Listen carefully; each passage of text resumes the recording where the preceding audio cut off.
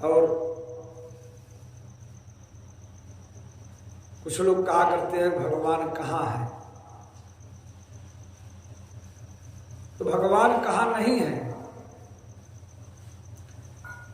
हमारी याद की दृष्टि वहां तक नहीं पहुंच पाती। जब हमारी याद की दृष्टि वहां पहुंच जाएगी तो निश्चित रूप से परमात्मा हमें आपको दिखाने लगेंगे।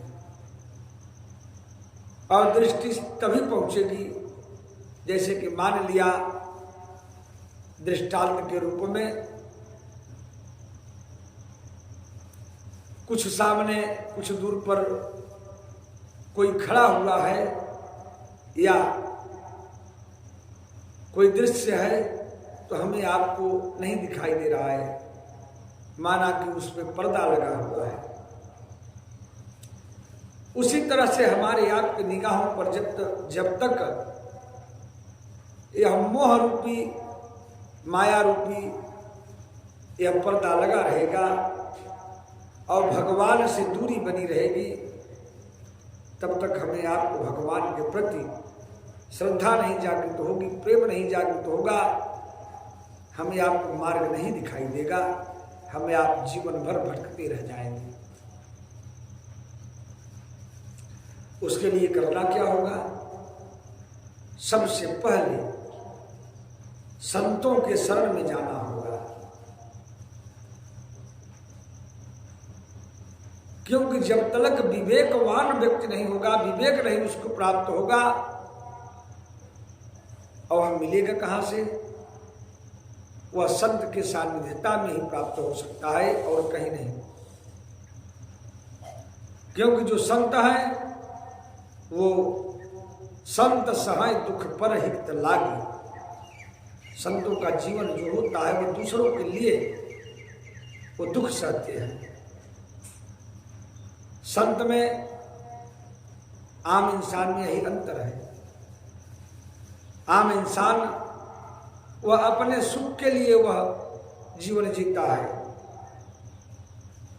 और संत जो हैं वह दूसरे के हित के लिए जीते हैं।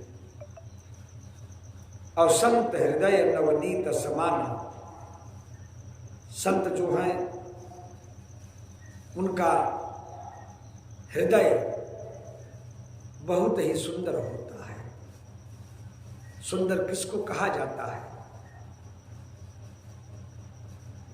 जो केवल अपना हित करता रहे क्या? नहीं। हमारे बाबा गोस्वामी तुलसीदास जी सभी जगह दर्शन यानी मार्गदर्शन कराते गए हैं। कहते हैं कि जो सह दुख पर छिद्र दुरावा, यह संतों का ही लक्षण हो सकता है। दुख सह करके दूसरों के छिद्र को दूर कर देते हैं, उसको ढक देते हैं।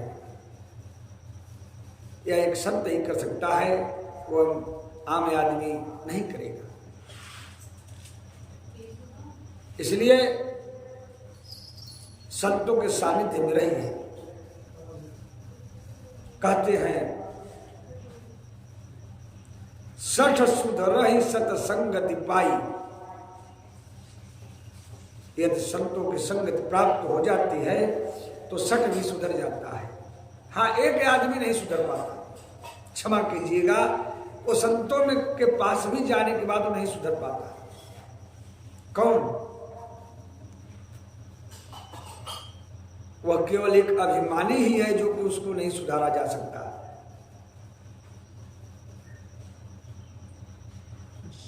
सभी मर्ज का इलाज है,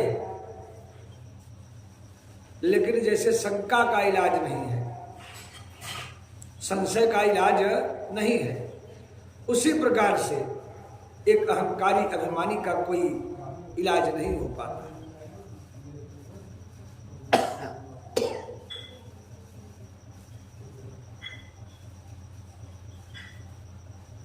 भगवान श्री राम रामचरितमानस में उन्होंने बताए हैं कि सबको उन्होंने क्षमा किया, लेकिन अहंकारी को प्रभु ने नहीं क्षमा किया।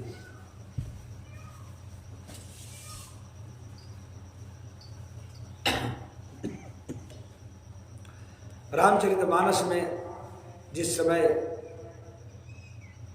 भगवान बाली को मारे तो मारने के बाद वो गिरा, परा विकल महिषर के लागे और पुण्य बैठ देख प्रभु आगे। भगवान को मारने के बाद जब बाली उठा तो देखा कि भगवान आगे खड़े हैं। देखने के बाद बड़ा प्रसन्न हुआ, कहा क्या है? हृदय प्रीति मुख वचन कठोरा, और बोला चितई राम की ओरा। उसने भगवान को देखते हुए कहा कि धर्म हेतु अवतर्यो गोसाई, और मार्यो मोहि व्याध की नाई। आपने तो धर्म के लिए अवतार लिए और हमें व्याध बहेलिया की तरह क्यों मारे? और एक बात,